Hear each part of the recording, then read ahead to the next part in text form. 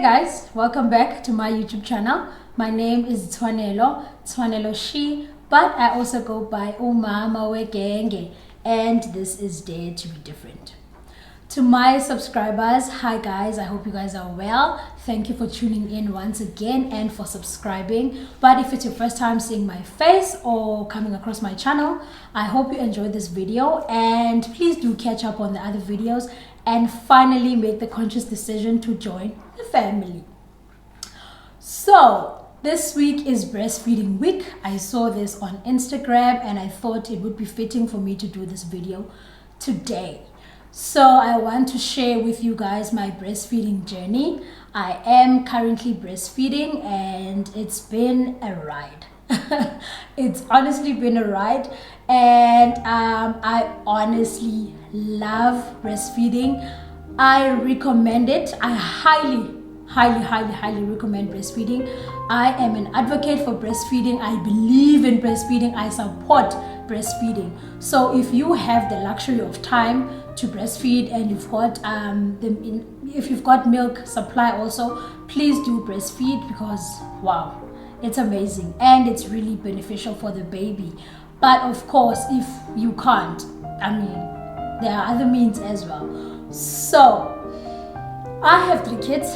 I couldn't breastfeed my first 2 kids, unfortunately, because my first child, I had him while I was a full-time student and I was living in res.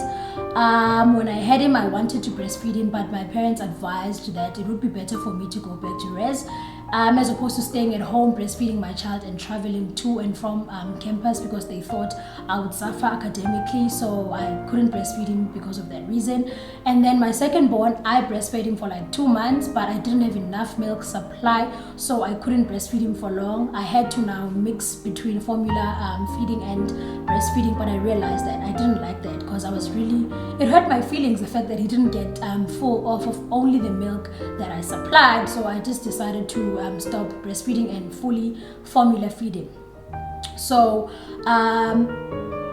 as much as I highly recommend breastfeeding, if you can't do that because of whatever reason, formula feeding is also good. It's also fine, because now my first 2 kids were formula fed and they turned out well. So let's get into today's video. So by the grace of God, thank God, honestly, because I used to pray for this when I was pregnant, that God gives me enough milk supply so that I can breastfeed my son, and here I am, I'm breastfeeding him, and I'm really grateful for that. So the journey was not easy. Starting the breastfeeding journey is honestly a bit tough. It's not easy at all. I literally have to sip onto something while I'm talking about this. I love breastfeeding. I'm for breastfeeding, but hey, it's not easy. So when I first started breastfeeding my son, I remember he couldn't latch. I remember he's a newborn. When he was in my womb, he used to eat differently. Now he has to latch onto my breast. He has to suck onto my nipple in order for him to eat. So it was a bit difficult for him. It took quite some time for him to finally get to a point where he could latch properly, but thank God he got to a point where he could do it. But it took a lot of patience from my side, because I remember he couldn't latch properly, so he used to literally grab onto the nipple with his gums, and that was really sore for me. But I mean, it's something that I really wanted to do. I had committed to breastfeeding him for 2 years, so I had to do it, as difficult as it was. But I think after 3 weeks, if I'm not making a mistake, he was able to latch, and the patience paid off. And then when he started latching properly and everything went well, I was finally comfortable with breastfeeding and I started enjoying it. But also, I was literally sleep deprived. So my son got up about 3 to 4 times at night, so I had to get up and feed him all those times. So you can imagine 4 times in the night, it's literally the whole night. So he'd literally maybe sleep like 2 hours, wake up, 2 hours, wake up, and then I'd have to breastfeed him. And during the day also, I had to feed him all the time. So I was sleep deprived because I couldn't sleep during the day either. But I mean, it comes with it. Unfortunately, it comes with the decision to breastfeed. And then after the sleep deprived thing fell off, because now after some time he was able to sleep throughout the night, we got to a point where before we even get to that third point, also the breast gets so full that I had to wear breast pads, because if I wasn't wearing breast pads, my milk would get too much. Like my breast would get too full to a point where the breast would start leaking and the milk would start coming out on its own. So before I bought the breast pads, my t-shirts were always wet and I used to use a towel. I also used to use a towel while I was breastfeeding him, because while he's sucking on the other breast, the other one was leaking. So I literally always carried a towel with me. I had like 3 towels because I had to wash the other one once it gets full, and I had to wash the other one once it gets full. So it was a bit crazy. So when I went out with him, I had to wear breast pads. I had to wear breast pads even at night. So I used to sleep with a bra. Excuse me. I asked my mom to give me some of her bras because now my boobs were big, because they were accommodating this milk now. So I asked my mom to borrow me some of her bras, and I used to put breast pads in them. I used to wear my mom's bras, like I think for the first 3 months of my breastfeeding journey. So I always had to have breast pads in my boobs, on my boobs. And then after some time it got better. I stopped sleeping with the bra on and I started wearing my own bras. Okay, not really the bras I used to wear before I got pregnant. I had to buy a bigger size just to also look cute, you know, because having kids doesn't mean that you must give up on looking cute. So I bought bras and it got better. The leakage there was no more leakage, so it was okay. And then we got to a point where my son started teething and he started biting my nipples. What a nightmare. Yo, this was like literally, I feel like this was the toughest part of breastfeeding, because now it was really sore and he'd bite me like, I'd be feeding him for like, I'd literally be feeding him for like 10 minutes, and in that 10 minutes it would have like bit me like 3 or 4 times already. So it was quite difficult, because now boobs are sensitive and nipple is sensitive, so you can imagine when a person just goes in. It wasn't nice, but I understood that he usually bit me when he was teething, so his gums are itching and he wants to numb the pain, so he doesn't really know what to do. And I remember I bought him these rubber toys that people usually buy for babies when they're teething, but they didn't really work for him, so he just not even nibble on those. So he used to bite me and that was difficult, and now he still bites me as well, but it's not as bad as he did before, or maybe I'm just getting used to the pain, I don't know. Yeah, so that was the third stage that was very difficult for me. The first stage was the patience of waiting for him to latch. The second one was being sleep deprived. The third, was the leakage. The fourth stage was now the teething stage. But thank God I was able to overcome all those stages. The fifth stage of my breastfeeding journey was commitment, because I made the commitment to breastfeed my son for 2 years, and it was not easy to make this commitment, to be honest, because I had to be aware of the fact that I literally cannot go anywhere without my son. I can't commit to any engagements where I won't be able to bring my son, and I won't be able to attend any family gatherings that where I wouldn't be able to bring my son. And honestly, I don't believe in bringing a child to environments where there's a lot of people. I think spiritually it's not right. So I couldn't go to other family gatherings as well as a breastfeeding mom, and I really did hope that my family members could understand. So I also couldn't go on weekends away with my husband, which is something that we literally love doing, but now we couldn't do it alone. We had to take the baby or the kids with us, because now also we don't want to neglect the other 2 kids because I'm breastfeeding this one. That's also the 6th stage of my breastfeeding journey, the multitasking between 3 kids. Because now me breastfeeding my baby does not mean I must forget about my other 2. Because there are instances where I'd be breastfeeding and my 3-year-old would want to be fed because he can eat on his own, but he's really slow to a point where I get so annoyed and I decide to feed him or help him out, because now it's in the morning, they have to go to school.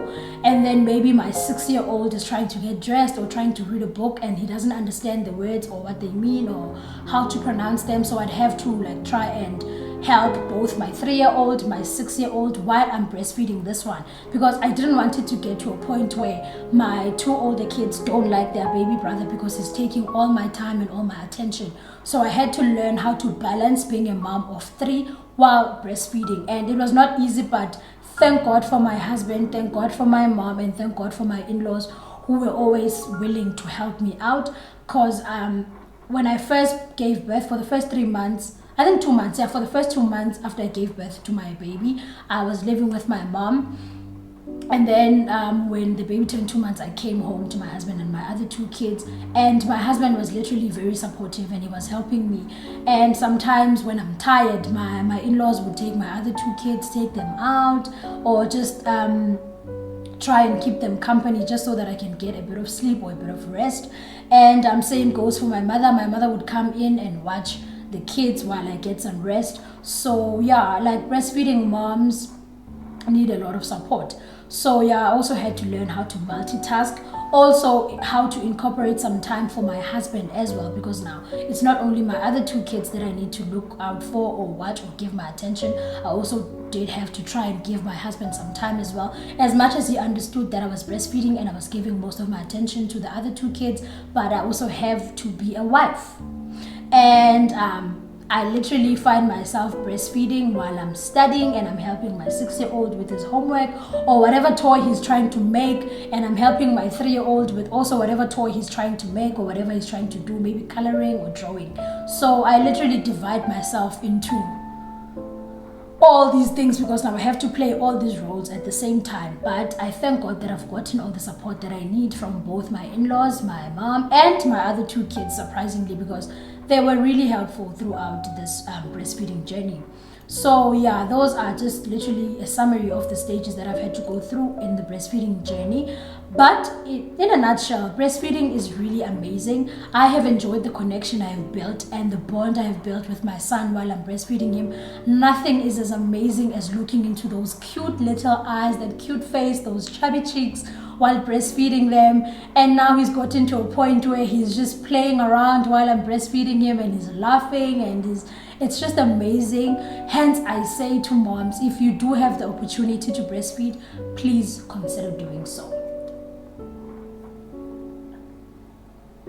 And on a side note, something that I wanted to mention is that breastfeeding moms need a lot of support and a lot of understanding.